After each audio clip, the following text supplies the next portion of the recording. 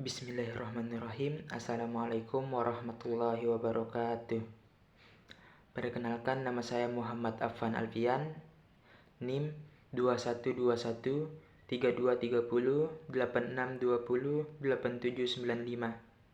Baik, pada kesempatan kali ini saya akan mempresentasikan tentang pendekatan menghadapi masalah-masalah dalam pengelolaan kelas. Sebelum lanjut ke inti materi, di sini saya akan membacakan terlebih dahulu submateri yang akan kita bahas. Yang pertama, jenis-jenis permasalahan dalam pengelolaan kelas. Kedua, strategi dalam mengatasi masalah dalam pengelolaan kelas. Dan yang ketiga, hal-hal yang perlu dilakukan dan harus dihindari dalam mengatasi masalah. Yang pertama, jenis-jenis permasalahan dalam pengelolaan kelas. Gagalnya seorang guru mencapai tujuan pengajaran sejalan dengan ketidakmampuan guru mengelola kelas. Indikator kegagalan itu adalah prestasi belajar siswa rendah, tidak sesuai dengan standar atau batas ukuran yang ditentukan. Jadi, di sini ada dua masalah dalam pengelolaan kelas. Yang pertama, masalah yang bersifat individual, dan yang kedua, masalah yang bersifat kelompok. Masalah yang bersifat individual didasarkan atas anggapan dasar bahwa tingkah laku manusia ini mengaruh pada pencapaian suatu tujuan. Jika seorang individu gagal mengembangkan rasa memiliki dan rasa dirinya berharga, maka dia akan bertingkah laku menyimpang. Contohnya, seperti pola perilaku mencari perhatian, pola perilaku menunjukkan kekuatan atau kekuasaan, pola perilaku menunjukkan balas dendam, dan peragaan ketidakmampuan. Selanjutnya, masalah bersifat kelompok. Masalah kelompok dikenal adanya 7 masalah kelompok dalam kaitannya dengan pengelolaan kelas. Yang pertama, kelas kurang kohesif atau akrab karena alasan jenis kelamin, suku, tingkat sosial ekonomi, dan sebagainya. Kedua, kekurangan kemampuan mengikuti peraturan kelompok seperti penyimpangan dari norma-norma perilaku yang telah disepakati sebelumnya. Ketiga, reaksi negatif terhadap sesama anggota kelompok. Keempat, penerimaan kelas atau tingkah laku yang menyimpang. Kelima, kegiatan anggota atau kelompok yang menyimpang dari ketentuan yang telah ditetapkan. Berhenti melakukan kegiatan atau hanya meniru-meniru kegiatan orang. Dan keenam, ketiadaan semangat, tidak mau bekerja, dan tingkah laku agresif atau protes. Dan yang terakhir, ketidakmampuan menyesuaikan diri terhadap perubahan tingkah lingkungan.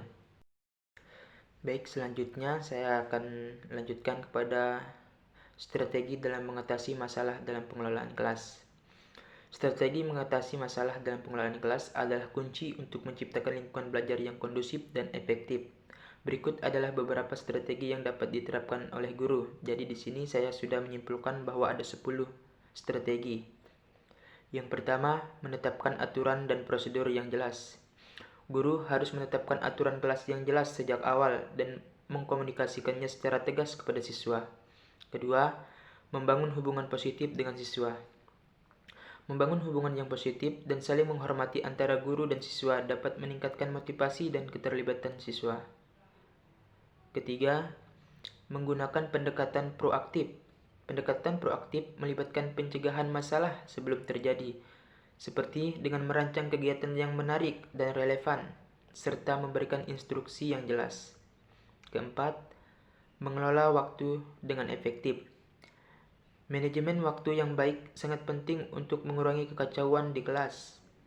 Guru harus merencanakan pelajaran dengan baik dan memastikan transisi antar kegiatan berjalan lancar. Kelima, merancang pembelajaran yang menarik. Contohnya, menggunakan berbagai metode pengajaran, terus memanfaatkan teknologi dan media interaktif. Yang keenam, mengatasi konflik dan perilaku mengganggu. Ketika masalah muncul, guru harus siap dengan teknik disiplin yang efektif, seperti memberikan konsekuensi yang sesuai dan adil, serta mendiskusikan perilaku yang diharapkan dengan siswa. Ketujuh, melibatkan orang tua. Melibatkan orang tua dalam proses pendidikan dapat membantu mengatasi masalah perilaku di kelas. Komunikasi yang terbuka dan teratur dengan orang tua sangat penting untuk mendukung perkembangan siswa. Yang kedelapan, memberikan instruksi yang jelas dan tepat. Instruksi yang jelas dan tepat sangat penting untuk menghindari kebingungan dan kesalahpahaman di antar siswa. Kesembilan, meningkatkan lingkungan fisik kelas, seperti mengatur tata letak atau memfasilitasi pembelajaran. Kedua, menjaga kebersihan dan kerapian. Dan contoh yang ketiga, menampilkan karya siswa dan materi pendukung. Contohnya, menempelkan pada dinding-dinding kelas. Dan strategi yang terakhir yaitu refleksi dan evaluasi diri. Guru harus secara rutin melakukan refleksi dan evaluasi terhadap metode pengelolaan kelas yang digunakan. Hal ini membantu dalam mengidentifikasi area yang perlu diperbaiki dan strategi yang lebih efektif untuk diterapkan. Baik, yang ketiga, hal-hal yang perlu dilakukan dan harus dihindari dalam mengatasi masalah. Dalam mengatasi masalah, ada beberapa hal yang perlu dilakukan dan juga hal-hal yang sebaiknya dihindari. Yang pertama, hal yang perlu dilakukan. Di sini sudah ada 6. Yang pertama, identifikasi masalah dengan jelas. Sebelum kita mengatasi masalah, penting untuk mengidentifikasi masalah secara spesifik. Pastikan kita benar-benar memahami akar penyebab masalah tersebut.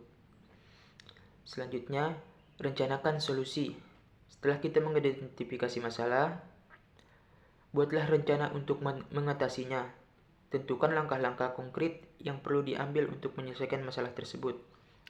Yang ketiga, bertindak dengan cermat. Setelah memiliki rencana, lakukan tindakan yang diperlukan dengan hati-hati dan teliti. Pastikan untuk mengikuti rencana yang telah Anda buat. Keempat, berfokus pada solusi. Alihkan fokus kita dari masalah itu sendiri ke solusi-solusi yang mungkin. Pikirkan secara efektif dan kreatif tentang cara-cara untuk mengatasi masalah tersebut. Kelima, minta bantuan jika diperlukan. Jangan ragu untuk meminta bantuan dari orang lain jika kita merasa kesulitan atau membutuhkan perspektif tambahan. Terkadang, sudut pandang dari orang lain dapat membantu melihat masalah dari sudut yang berbeda. Dan yang terakhir, evaluasi dan pelajari. Setelah kita berhasil mengatasi masalah, luangkan waktu untuk mengevaluasi proses tersebut. Pelajari apa yang telah berhasil dan apa yang dapat ditingkatkan di masa depan. Baik, selanjutnya hal yang harus dihindari. Di sini sudah ada 5 hal yang harus kita hindari. Yang pertama, menunda-nunda. Hindari kecenderungan untuk menunda-nunda penyelesaian masalah. Semakin cepat kita bertindak, maka semakin cepat kita menyelesaikan masalah tersebut. Kedua, panik. Meskipun masalah bisa menjadi menakutkan, panik hanya akan membuat situasi menjadi lebih buruk. Cobalah untuk tetap tenang dan rasional saat menghadapi masalah. Ketiga, mengabaikan masalah. Jangan mengabaikan masalah atau berharap bahwa masalah tersebut akan hilang dengan sendirinya. Masalah cenderung memburuk jika tidak ditangani dengan serius. Keempat, menyalahkan orang lain. Mengatasi masalah memerlukan tanggung jawab pribadi. Hindari kecenderungan untuk menyalahkan orang lain atas masalah yang terjadi. Kelima, tidak belajar dari pengalaman. Setiap masalah adalah peluang untuk belajar dan tumbuh. Jangan sia-siakan kesempatan ini dengan tidak memperhatikan apa yang dapat dipelajari dari pengalaman mengatasi masalah. Terima kasih, mungkin hanya itu yang dapat saya sampaikan. Lebih kurangnya saya mohon maaf. Wallahul muwaffiq wal hadi ila sabilir rasyad. Assalamualaikum warahmatullahi wabarakatuh.